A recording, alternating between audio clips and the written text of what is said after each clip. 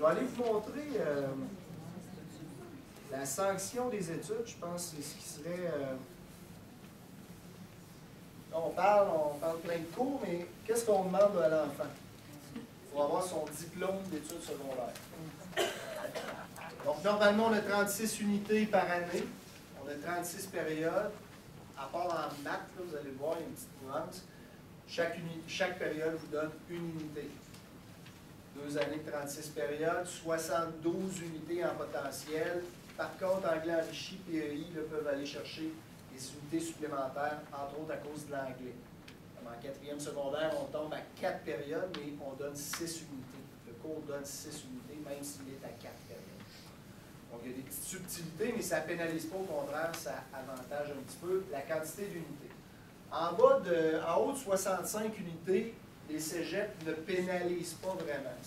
À un moment donné, il y a un seuil à 60 où tu es comme tu n'as pas de bonus, puis tu n'es pas pénalisé. Plus tu te rapproches du 54, quand on regarde ton dossier général, là, ça peut nuire si tu es comparé à un autre élève dans une formation qui a plus de personnes qui veulent rentrer qu'il y a d'espace. Alors, sur 72 unités, il faut que tu en accumules minimum 54, dont 25e secondaire. Donc, tu ne peux pas avoir rushé en 4e, puis t'appuyer douce en 5. Il y a un minimum quand même de 20 unités qu'il faut aller chercher. Donc, ça, c'est le seuil minimum. Globalement, dans les 72 unités que tu peux aller chercher. Spécifiquement, on veut ces cours-là en plus. Français de 5, anglais de 5, ça a changé. À une certaine époque, c'était seulement l'anglais de 4. Donc, les langues, comme je vous dis, on ne peut pas s'enfarger, sinon il y a un petit retard. Anglais, français de 5.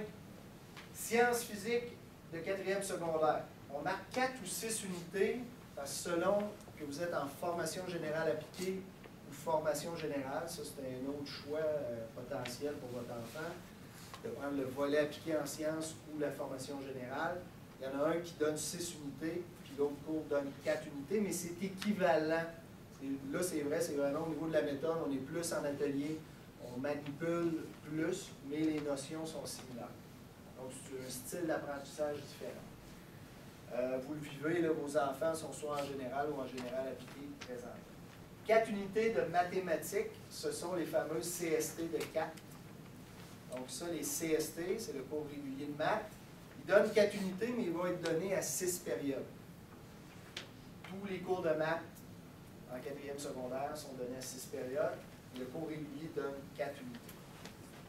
Les 2 autres donnent 6 unités. Alors, tu sais, il peut y avoir un jeu plus ou moins 2 au bout de la course, mais si vous réussissez dans toutes vos matières, ça ne pénalise pas le dossier. 4 unités d'histoire et éducation à la citoyenneté en 4e secondaire. Et là, il y a 2 autres. Les maths se sont ajoutés comme matière avec le nouveau régime. Et ces 2 paramètres-là sont aussi ajoutés. 2 unités d'art en 4e. Donc, ils sont obligatoires, ils vont être mis à l'horaire de l'enfant obligatoirement. S'il ne réussit pas, évidemment, il faut qu'il passe ses unités de 5. Par déboulement, il va avoir ce qu'il lui faut, ce qu'on appelle par déboulement. C'est si tu réussis un cours de niveau supérieur, on va t'octroyer les unités en dessous. Mais il faut passer des heures en 4 ou en 5. C'est les 4 programmes d'art. Ça peut être art, c'est les 4 programmes officiels: art, théâtre, danse et guitare. Mais là, je ne comprends pas si, je comprends pas, tu voulais dire, il peut remplacer ces unités-là d'art s'il ne passe pas par quelque chose? Non, c'est en 4e, 5e secondaire, tu vas avoir de l'art à ton horaire. Ouais.